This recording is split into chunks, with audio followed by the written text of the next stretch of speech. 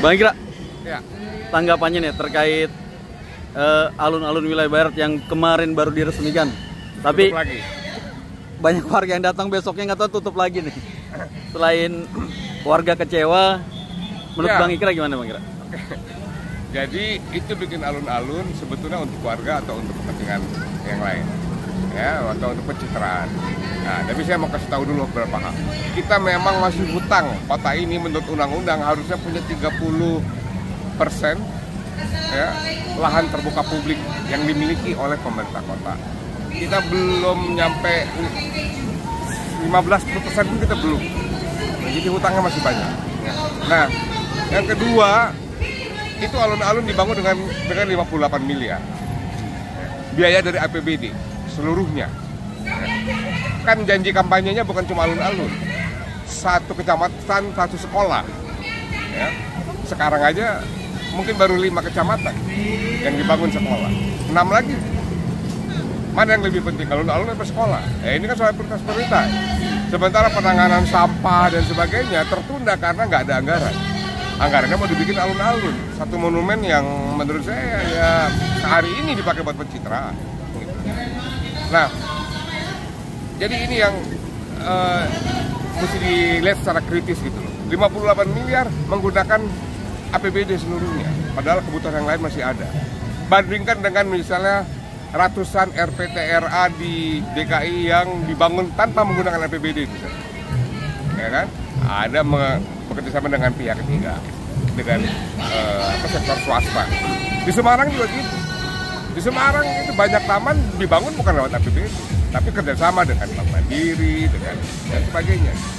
Ya kalau semuanya pakai APBD yang diambil dari uang warga, saya kira Bang Beben juga di tempat saya bisa itu gitu loh, karena uangnya udah ada. Gitu. Bang Beben siapa tuh? Hah?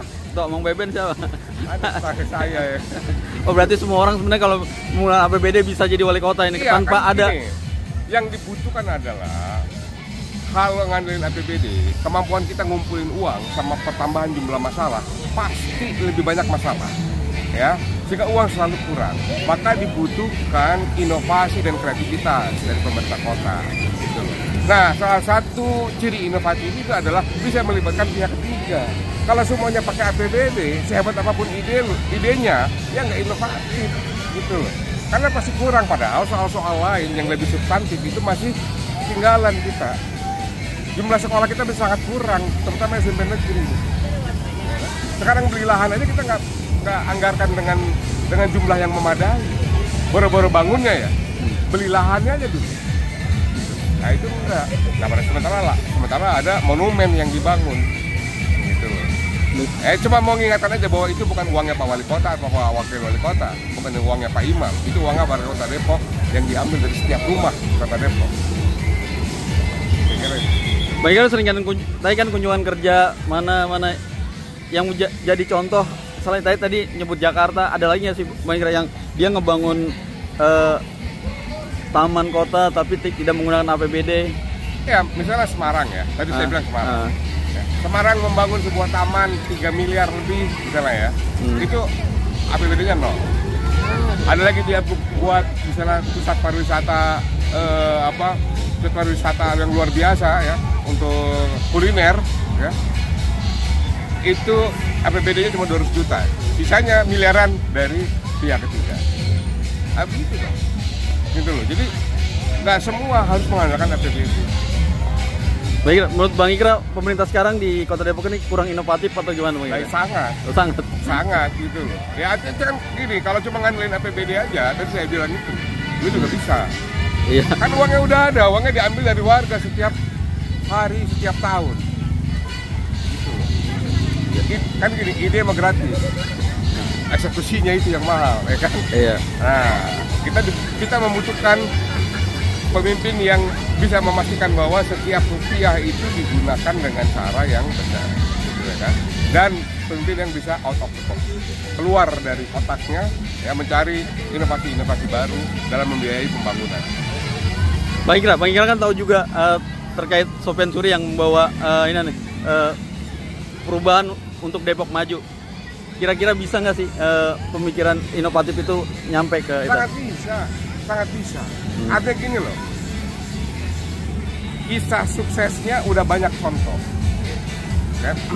Tinggal kemauannya ada nggak? Gitu kan?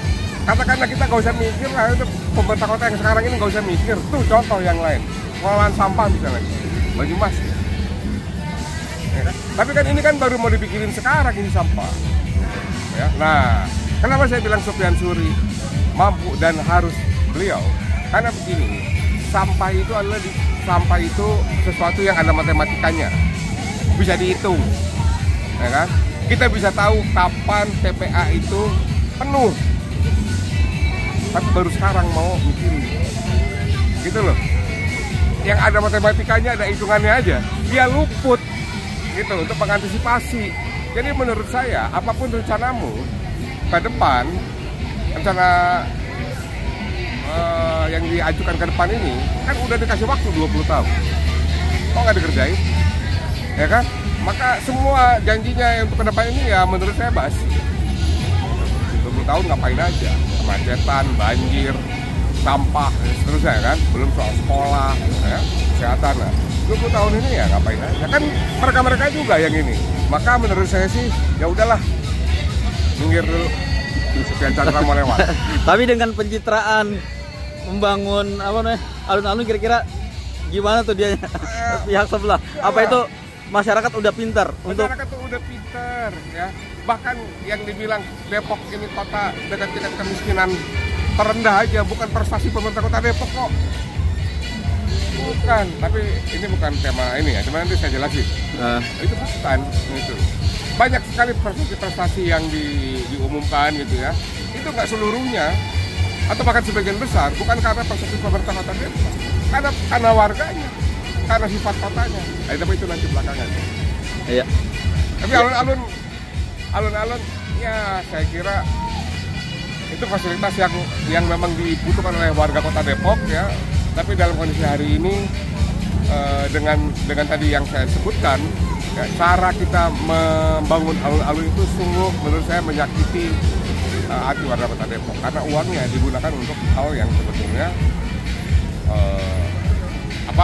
uangnya digunakan untuk hal-hal yang sebetulnya masih bisa dialokasikan buat yang lain yang lebih penting, sekolah, pengolahan sampah.